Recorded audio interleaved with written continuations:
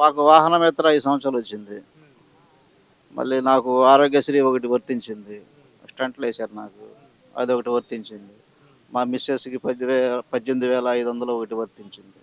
మా ఇంట్లో 3 పథకాలొచ్చినాయి మాకు. జగన్ సార్ వల్ల. ఇప్పుడు పవన్ చంద్రబాబు పొత్తయితురుగా ఎలా ఉంటదంటారు పోటీ జగన్‌తోని? అది అనవసరం అండి. అది అవ్వదు. అది పని అవ్వదది. మళ్ళీ జగనే సీఎం. జగన్ ప్రభుత్వం పర్వాలేదు, అన్నీ కూడా బాగానే చేసింది. అన్నీ ఈ అమ్మ ఒడిలు వేసింది, ఆటోల వాళ్ళకి వేసింది. నేను ఆటో వాడిని. తర్వాత ఈ 45 సంవత్సరాలకి 18,500 వేసింది. చాలా వరకు బాగానే జరిగినాయి. ఒకరు అరా అంటే ఇంకా మాకు ఈ పెరిగాయి ఇది జరగలేదు అంటున్నారు. 70% మందికి బాగానే జరిగింది. నమస్తే. ఆంధ్రప్రదేశ్లో ఎప్పుడు ఎన్నికలు జరిగినా ఎస్సీ, బీసీ, మైనారిటీల ఓట్లు చాలా కీలకమవుతాయి. ఏ పార్టీ విజయం సాధించాలన్నా ఈ 3 కేటగిరీల ఓట్ బ్యాంక్లో మెజారిటీ శాతాన్ని దక్కించుకోవాల్సిందే. ఎస్సీ, బీసీలను పక్కన పెడితే 2024 ఏపీ అసెంబ్లీ ఎలక్షన్స్లో ఈసారి ముస్లిం ఓటు బ్యాంకు ఎవరి వైపు, వారి సపోర్ట్ ఏ పార్టీకి ఉంటుంది అనేది చాలా ఆసక్తికరంగా మారింది. ఎందుకంటే టీడీపీ, జనసేన పార్టీలు ముస్లింస్ తీవ్రంగా వ్యతిరేకించే బీజేపీతో జతకట్టాయి. వైసీపీ కూడా ఆ పార్టీతో సయోధ్యగా మెలుగుతోంది. ఇలాంటి పరిస్థితులలో ముస్లింస్ అడుగులు ఎటువైపు పడనున్నాయనేది ఏపీలో చర్చనీయాంశమైంది. టీడీపీ, వైసీపీ 2 పార్టీలు ముస్లిం ఓటు బ్యాంకుపై గురిపెట్టి వారికి తాయిలాలు ప్రకటిస్తూ అదే టైంలో వారు ఎలాంటి నిర్ణయం తీసుకుంటారో అని బెంబేలెత్తిపోతున్నారు. ఎందుకంటే ఆంధ్రాలో దాదాపు 10% ముస్లిం మైనారిటీస్ ఉన్నారు. ఉమ్మడి కృష్ణా, గుంటూరు, నెల్లూరు, అనంతపురం, చిత్తూరు జిల్లాలలో 10%కి పైగా, కడప, కర్నూలు జిల్లాలలో 15%కి పైగా మైనారిటీలు ఉన్నారు. కన్వర్షన్స్ లెక్కలు కూడా కలిపితే ఈ శాతం ఇంకా పెరుగుతుంది. 60కి పైగా నియోజకవర్గాల్లో వారు ప్రభావం చూపగలరు. 45 నియోజకవర్గాల్లో గెలుపోటములు డిసైడ్ చేయగలరు. అందుకే ఈసారి ఎన్నికల్లో వారు ఏ పార్టీకి మద్దతు తెలిపితే ఆ పార్టీ విజయం సాధించే అవకాశాలు పుష్కలంగా ఉన్నాయి. ఉమ్మడి ఆంధ్రప్రదేశ్ రాజకీయాలను మొదటి నుంచి పరిశీలిస్తే ప్రత్యక్షంగా, పరోక్షంగా బీజేపీ పార్టీ ప్రభావం నామమాత్రమే. రాష్ట్రంలో నోటాతో పోటీ పడుతున్న బీజేపీ గురించి మైనారిటీలు పెద్దగా పట్టించుకోలేదు. కానీ వారి నిర్ణయం రాష్ట్రంలోని రాజకీయ పరిస్థితుల కంటే బీజేపీ పైనే అధికంగా ఆధారపడి ఉంటుంది.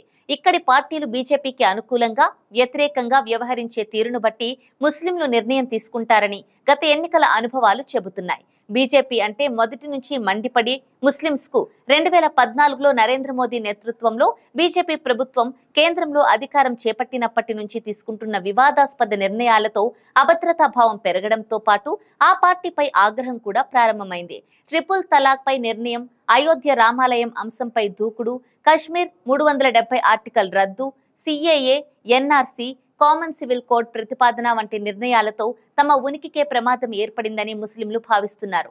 మణిపూర్లో క్రిస్టియన్లపై దాడులు చేసినా కేంద్రంలోని ఆ రాష్ట్రంలోని బీజేపీ సర్కార్ సరిగ్గా స్పందించలేదనే అసంతృప్తి ఏపీ రాష్ట్రంలోనూ నెలకొని ఉంది.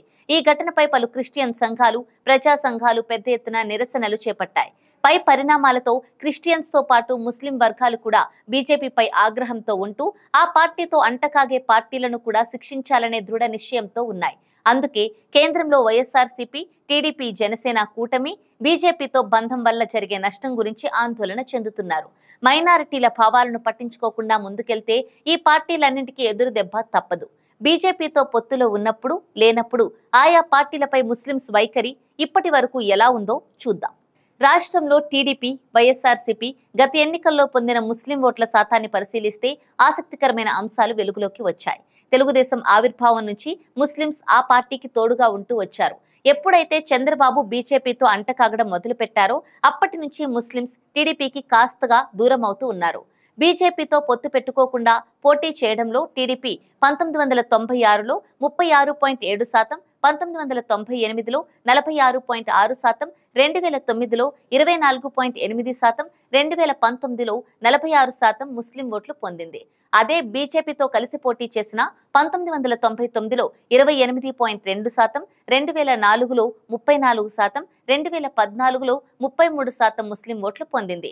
ఇప్పుడు చూసుకుంటే 5 ఇయర్స్లో జగన్ గారు ఎలా చేస్తాడు అనిపించింది అన్న? ఈ 5 ఇయర్స్లో ఆయన పెట్టిన స్కీమ్స్ కానీ డెవలప్మెంట్ కానీ ఏమన్నా అంటారా? స్కీమ్స్ పర్వాలేదు, డెవలప్మెంట్ చేస్తున్నారు అందరికీ. ఇప్పుడు మూడు భాగాలు ఆయనే రావచ్చు. లేదంటారా విట్నెస్ స్కీమ్స్ వల్ల రోడ్లు కానీ డెవలప్మెంట్ ఏం లేదంటున్నారు కదా? డెవలప్మెంట్ అంటే మా మా మా మా లోకల్ ఎమ్మెల్యే కాకాని గోవర్ధన్ బాగా కృషి చేస్తున్నారు. మాకు వరకు అయితే బాగా జరుగుతుంది. బాగానే జరుగుతుందా? జరుగుతుంది, ఇబ్బంది ఏం లేదు, మంచిగా చేస్తున్నారు. ఎలక్షన్స్ రాబోతున్నాయి. ఇక్కడ చూసుకుంటే సోమిరెడ్డి చంద్రమోహన్ రెడ్డి గారు టీడీపీ నుంచి పోటీ చేస్తున్నారు. వాళ్ళు కూడా మంచి స్కీమ్స్ తోటి వస్తున్నారు కదా. ఇప్పుడు ఏమైనా వాళ్ళు వాళ్ళు పెట్టున్న స్కీమ్స్ అది వాళ్ళు గెలిస్తే దానికి చేస్తారో లేదో తెలియదు. ప్రస్తుతం ఇవి అమలు అవుతున్నాయి ఇక్కడ. ఇది బాగుంది, పర్వాలేదు. గెలిచే అవకాశాలు ఎక్కువ ఉన్నాయి. బాగాలు కాకానే రావచ్చు అని. వీళ్ళు కూడా టీడీపీ జనసేన పొత్తుతో బీజేపీ పొత్తుతో వస్తున్నారు కదా.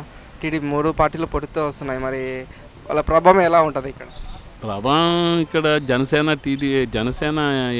బీజేపీ అంత లేదు, టీడీపీ ఉంది బాగా. అదే 3 కలిసి చెప్పలేము, 3 భాగాలు. బీజేపీ వాళ్ళు జనసేన ఓట్లు వాళ్ళకే పడితే టీడీపీ ఏం రావచ్చు. రాష్ట్రంలో కూడా ఎలా ఉంది? రాష్ట్రంలో జగన్ గారి పాలన 5 సంవత్సరాలు చూసుకుంటే అన్నీ ఉచితంగా ఇస్తున్నారు. దానివల్ల యూసెస్ ఏం కనబడలేదు నాకైతే. యూత్ ఇప్పుడు ఆ జాబ్స్ ఎవరికి తీయలేదు మ్యాక్సిమం. సో చూడాలి నెక్స్ట్. ఇప్పుడు 3 క్లాసుల ఫ్యామిలీస్ ఉంటాయి. రిచ్ ఉంటాయి, నార్మల్ ఉంటుంది, అది మిడిల్ క్లాస్ ఉంటుంది, అలాగే పూర్ పీపుల్స్. అంటే పూర్ పీపుల్ వాళ్ళకి చాలా వరకు హెల్ప్ఫుల్ అవుతాయి కదా ఈ సంక్షేమ పథకాల వల్ల. అలాగే మిడిల్ క్లాస్ ఫ్యామిలీస్ కూడా కొంతవరకు ఉపయోగపడుతుంటాయి. ఇవన్నీ ఉపయోగపడచ్చు, కానీ కష్టపడితే ఎవరైనా డబ్బు సంపాదించగలరు. ఫ్రీగా ఇస్తడం వల్ల దానివల్ల ఉపయోగం నాకైతే ఏం కనపడలేదు. ఉచితంగా ఇవ్వాల్సినవి వైద్యం, చదువు, అవి 2 ఇస్తే చాలు. మిగిలిన అయితే నాకు తెలిసి ఒపీనియన్ అవసరం లేదు. బీజేపీతో పొత్తు పెట్టుకుని పోటీ చేసినప్పుడు ముస్లిం మద్దతు కోల్పోతున్న టీడీపీ బీజేపీతో కలవకుండా పోటీ చేసినప్పుడు మాత్రం అధికంగా ముస్లిం ఓట్లను పొందుతోంది. బీజేపీతో పొత్తు లేకుండా 2009లో పోటీ చేసిన టీడీపీకి 24.8% ఓట్లే రావడానికి ప్రధాన కారణం అప్పుడు జరిగిన ప్రత్యేక తెలంగాణ ఉద్యమం కీలక దశలో ఉండటమే. దీనికి తోడు టీడీపీ అధినేత చంద్రబాబు నాయుడు మొదటి నుండి బీజేపీ పట్ల దృఢ వైఖరితో లేకుండా అవకాశవాద రాజకీయాలకు పాల్పడుతుండటం కూడా టీడీపీపై ముస్లింస్ ఆగ్రహానికి ఒక కారణం. గత ఎన్నికల్లో బీజేపీపై తీవ్ర పోరాటం చేసిన బాబు ఇప్పుడు అదే బీజేపీతో కలిసి పోటీ చేస్తున్నారు. ఆయన 1996 నుంచి బీజేపీపై ఇదే విధంగా 2 నాల్కల ధోరణి వ్యవహరిస్తున్నారు. ఇప్పుడు బీజేపీతో కూటమి ఏర్పాటు వల్ల ముస్లింస్ ఓటు బ్యాంకు చాలా వరకు దూరమయ్యే అవకాశం ఉంది. ఇంకో ముఖ్యమైన పాయింట్ ఏంటంటే టీడీపీలో ముస్లింస్ కు తగిన ప్రాధాన్యత లేదనే వాదన కూడా వారిలో అసంతృప్తి నింపుతోంది. అప్పట్లో లాల్ జాన్ బాషా అని స్టేట్ వైడ్ ముస్లిం లీడర్ ఉండేవారు. ఆయన చనిపోయాక మైనారిటీ వర్గానికి నాయకత్వం వహించే నాదుడే టీడీపీలో లేకుండా పోయారు. ఈసారి అసెంబ్లీ ఎలక్షన్స్ లో టీడీపీ ముస్లింస్ కి తక్కువ సీట్స్ ఇవ్వడమే కాక ఆ ఇచ్చిన సీట్లలోనూ వారిని తప్పించి వేరే అభ్యర్థులను నిలబెట్టాలని చూడటం ముస్లిం వర్గానికి అవమానంలా తోచింది. దీనికి ఉదాహరణగా గుంటూరు ఈస్ట్ చెప్పుకోవచ్చు. ముస్లిం ప్రాబల్యం ఎక్కువగా ఉండే ఈ నియోజకవర్గంలో మహమ్మద్ నజీర్ కి టికెట్ ఇచ్చింది టీడీపీ. అయితే గుంటూరు పార్లమెంటు అభ్యర్థి పెమ్మసాని ఆ సీట్ నుంచి నజీర్ ను తప్పించి తన మనిషికి ఆ స్థానం ఇప్పించుకోవాలని ప్రయత్నాలు చేశారు. ఇది మొదటికే మోసం వస్తుందని గ్రహించిన చంద్రబాబు తర్వాత ఆ ప్రయత్నాలకు అడ్డుకట్ట వేశారు. ఇన్ని పరిణామాల మధ్య టీడీపీకి ఓటు వేసే ప్రసక్తే లేదంటున్నారు మైనారిటీలు. పోనీ పవన్ కళ్యాణ్ ను చూసి ఓటు వేద్దామా అంటే ఆంధ్రప్రదేశ్ కు దక్కాల్సిన ప్రత్యేక హోదాతో పాటు ఇతర హామీలపై మోదీ ప్రభుత్వం వివక్ష చూపిస్తోందని, రాష్ట్రానికి కావాల్సింది పాచిపోయిన లడ్డూలు కావని 2019లో బీజేపీపై తీవ్ర విమర్శలు చేసిన జనసేనాని పవన్ కళ్యాణ్ ఇప్పుడు ఎన్డీఏలో భాగస్వామి అయ్యారు. బీజేపీతో పొత్తు కొనసాగిస్తున్నారు. పొత్తుపై ఆయన అనేక వివరణలు ఇచ్చినా మైనారిటీలకు అన్యాయం జరిగితే మొదటగా తానే స్పందిస్తానని పవన్ చెబుతున్నా ప్రస్తుత బీజేపీ పోకడలతో ఆయన మాటలను మైనారిటీలు నమ్మరు. సో జనసేన కూడా వారి మైండ్ నుండి అవుట్. ఇక వైసీపీకి వద్దాం. దివంగత వైఎస్ఆర్ అంటే ముస్లింస్ కు ఎంత ప్రత్యేక అభిమానమో చెప్పాల్సిన పనే లేదు. వారికి రిజర్వేషన్స్ ఇవ్వడం, ముస్లిం నాయకులకు గుర్తింపు తేవడం వల్ల వైఎస్ఆర్ వారి మనస్సులో చిరస్థాయిగా నిలిచిపోయారు. 2009 ఎన్నికల్లో వారు కాంగ్రెస్ కు ఏకపక్షంగా ఓట్లేయడం వారి అభిమానానికి నిదర్శనం. ఆయన చనిపోయినా మైనారిటీల ప్రేమ మాత్రం ఆయన కొడుకు జగన్ వైపు మళ్లింది. అందుకే రాష్ట్ర విభజన తర్వాత వైఎస్ఆర్సీపీ 2014లో రికార్డు స్థాయిలో 66% మైనారిటీల మద్దతు పొందింది. అదే 2019 ఎన్నికలొచ్చేసరికి 17% ఓట్లు కోల్పోయి 49% ఓట్లే పొందింది. దీనికి ప్రధాన కారణాలు ఆ ఎన్నికలకు ముందు జగన్ బీజేపీ కేంద్ర నాయకులతో సత్సంబంధాలు కొనసాగించడంతో పాటు చంద్రబాబు బీజేపీకి వ్యతిరేకంగా వ్యవహరించడం. వైఎస్ రాజశేఖర రెడ్డి ప్రధాన ఆశయమైన సెక్యులర్ భావాలకు వైసీపీ తిలోదకాలిస్తుందనే భావన రాష్ట్రంలోని మైనారిటీలలో నెలకొంది. వైఎస్ఆర్ ఎప్పుడూ రాజీ పడకుండా బీజేపీ, సంఘ్ పరివార్ సంస్థలకు వ్యతిరేకంగా వ్యవహరించారు. ఒకానొక సమయంలో వైఎస్ఆర్ పై ఆర్ఎస్ఎస్ కేసు కూడా పెట్టింది. ఇందుకు భిన్నంగా వైఎస్ జగన్ ప్రతిపక్షంలో ఉన్నా, అధికారంలో ఉన్నా అనేక కారణాలతో మొదటి నుంచి బీజేపీతో ప్రత్యక్షంగా, పరోక్షంగా సయోధ్యగానే మెలుగుతున్నారు. 2014లో వైఎస్ఆర్సీపీ ఓడిపోయిన తర్వాత నరేంద్ర మోదీ ప్రధానిగా ప్రమాణ స్వీకారం చేయకముందే జగన్ కలిశారు. అప్పటి నుండే జగన్ బీజేపీపై సాఫ్ట్ కార్నర్ గా ఉన్నారు. వైఎస్ఆర్సీపీ ఇప్పటి వరకు బీజేపీతో ప్రత్యక్షంగా పొత్తు పెట్టుకోకపోయినా కేంద్రంలో అందరికంటే ముందే బీజేపీకి మద్దతు ఇస్తుండటంతో రాష్ట్రంలోని మైనారిటీలు జగన్ ప్రభుత్వంపై ఆగ్రహంగా ఉన్నారు. వైఎస్ఆర్సీపీకి రాష్ట్రంలో మొదటి నుంచి ముస్లింలు మద్దతిస్తున్నారు. బీజేపీతో జగన్ తీరు ఇలాగే కొనసాగితే అసెంబ్లీ ఎన్నికల్లో వైఎస్ఆర్సీపీ ముస్లిం ఓట్లను నష్టపోయే అవకాశాలు ఉన్నాయని రాజకీయవేత్తల భావన. మరి ముస్లింస్ ప్రభావం ఏపీ ఎన్నికల్లో ఎంత, ఏ జిల్లాలలో, ఏ నియోజకవర్గాల్లో వారు నిర్ణయాత్మక శక్తి పోషిస్తున్నారు? అనధికారిక లెక్కల ప్రకారం ఏపీలో ముస్లింస్ వాటా 10%. అయితే అన్ని కులాల్లో రకరకాల కారణాలతో ముస్లింస్ గా కన్వర్ట్ అయిన వారి సంఖ్య భారీగానే ఉంటుంది. వారి మెజారిటీ ఓటు శాతం ఏ పార్టీకి పడితే దాదాపు 45 నియోజకవర్గాల్లో ఆ పార్టీ గెలిచే ఛాన్స్ ఉంది. ఇంకో 15 స్థానాల్లో ముస్లింస్ కీలకం కానున్నారు. ముఖ్యంగా రాయలసీమలో వీరి ఎఫెక్ట్ చాలా గట్టిగా ఉంటుంది. రాష్ట్రంలోని 175 నియోజకవర్గాల్లోకెల్లా ఉమ్మడి కర్నూలు జిల్లాలోనే అత్యధికంగా ముస్లిం ఓట్లు ఉన్నాయి. ఈ జిల్లాలో కీలక పాత్ర వీరిదే. కర్నూలులో దాదాపు 1,00,000 పైచిలుకు ముస్లిం ఓట్లు ఉన్నాయి. ఇక్కడ ఎవరు గెలవాలన్నా వీరి మద్దతు తప్పనిసరి. దీంతో పాటు నందికొట్కూరులో 38,000, పాణ్యంలో 35,000, బనగానపల్లెలో 30,000, డోన్లో 25,000, ఎమ్మిగనూరులో 27,000, ఆళ్లగడ్డలో 40,000, శ్రీశైలంలో 42,000, ఆదోనిలో 70,000 ఓట్లు ముస్లింస్వి ఉన్నాయి. తర్వాత స్థానం కడప జిల్లాది. రాయచోటిలో ముస్లింస్ దాదాపు 1,00,000 వరకు ఉన్నట్టు ఒక అంచనా. కడపలో 90,000, బద్వేలులో 24,000, పులివెందులలో 31,000, కమలాపురంలో 30,000, జమ్మలమడుగులో 25,000, ప్రొద్దుటూరులో 50,000, రాజంపేటలో 25,000, మైదుకూరులో 27,000 ఓట్లు ఉన్నాయి. కడపలో ప్రతి అసెంబ్లీ నియోజకవర్గంలో ముస్లింస్ ఓట్లు చాలా ప్రభావం చూపుతాయి. తర్వాత అనంతపురం చూస్తే ఇక్కడ మైనారిటీల ప్రాబల్యం ఎక్కువే. అత్యధికంగా అనంతపురం అర్బన్, హిందూపూర్లలో 55,000 ఓటర్లు ఉండగా గుంతకల్లులో 40,000, కదిరిలో 40,000, తాడిపత్రిలో 30,000, ధర్మవరంలో 20,000 ఓట్లు ఉన్నాయి. చిత్తూరు జిల్లా కూడా రాజకీయంగా ముస్లింస్ మీద ఆధారపడి ఉంటుంది. ఇక్కడ ఎక్కువగా మదనపల్లిలో 50,000 ఓట్లు ఉండగా తమ్మల్లపల్లిలో 25,000, పీలేరులో 45,000, పుంగనూరులో 35,000, చిత్తూరులో 22,000, పలమనేరులో 38,000 ఓట్లు ఉన్నాయి.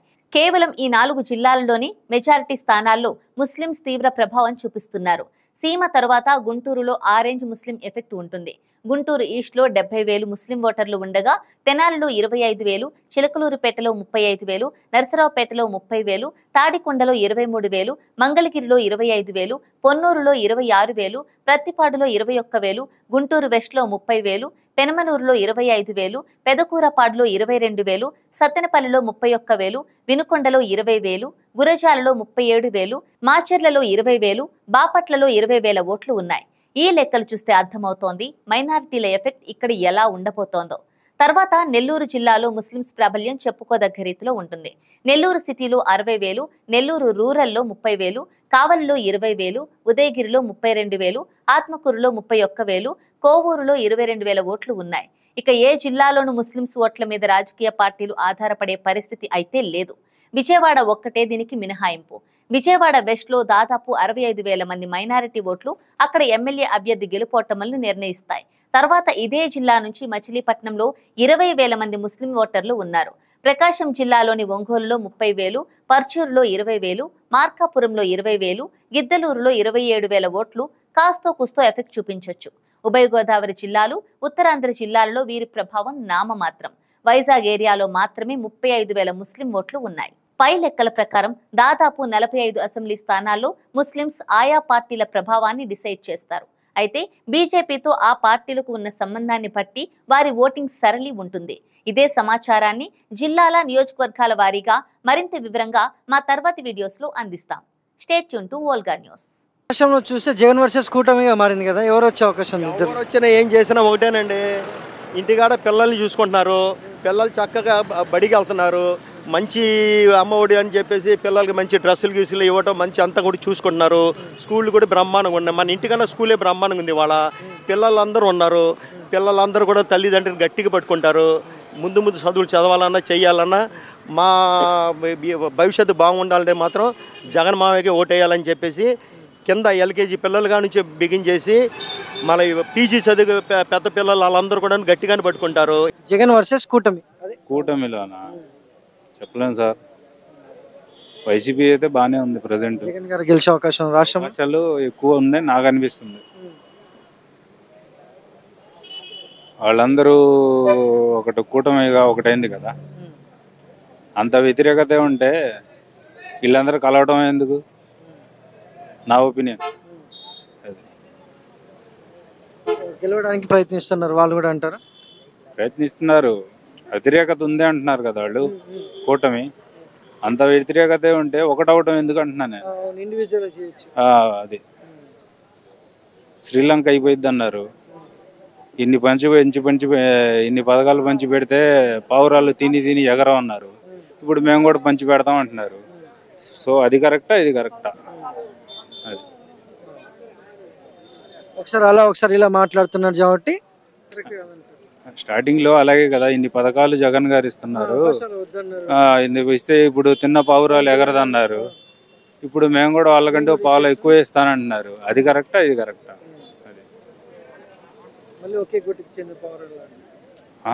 క్వశ్చన్ అండ్ ఆన్సర్ వాళ్ళే చెప్పేశారు కదా. ఫస్ట్ డౌట్ పుట్టించారు ఉన్న ప్రభుత్వం మీద, తర్వాత వాళ్ళే చెప్తున్నారు మేము కూడా ఇస్తామంటే. అంటే మీరు కూడా ఒకటి వాళ్ళు ఫ్రాడ్ చేశారా, లేకపోతే మీరు కూడా ఫ్రాడ్ చేస్తారా? అది ఎవరు వస్తే బాగుంటుంది అనుకుంటున్నారు నెక్స్ట్ సీఎంగా? స్టేట్ మన డెవలప్మెంట్ అయ్యేది ఎవరైనా పర్లేదండి. మీకు ఎవరు కనబడుతున్నారు ప్రత్యామ్నాయం? ఎవరుంటే ఇప్పుడు టీడీపీ కానీ. టీడీపీ పవన్ ఇద్దరు పోతే అవుతారు కదా, ఎట్లా ఉంటుంది అంటారు పోటీ? చెప్పలేమండి. మరి మార్పు కోరుతున్నారు కదా, పోటీ అనేది ఎలా ఇవ్వగలుగుతారు అనుకుంటారు మీరు? పొత్తున్నా లేకపోయినా టీడీపీ అయితే బాగుంటుంది అనుకుంటున్నాం. మేము అనుకుంటున్నాం, మాకైతే తెలియదు. స్కీమ్ల ప్రజలుగా నచ్చితే వేస్తారు, మనదే ఉంది. మనం చెప్తే వినరు కదా ఎవరు. జనాలకి స్కీమ్లు అనేవి వాళ్ళకి అందరికీ తెలుసు. అందరికీ అమ్మఒడి అని, వైఎస్ఆర్ చేయుత అని అన్ని స్కీములు వస్తున్నాయి. చెప్పలేము, జగన్మోహన్ రెడ్డి అయినా గెలవచ్చు.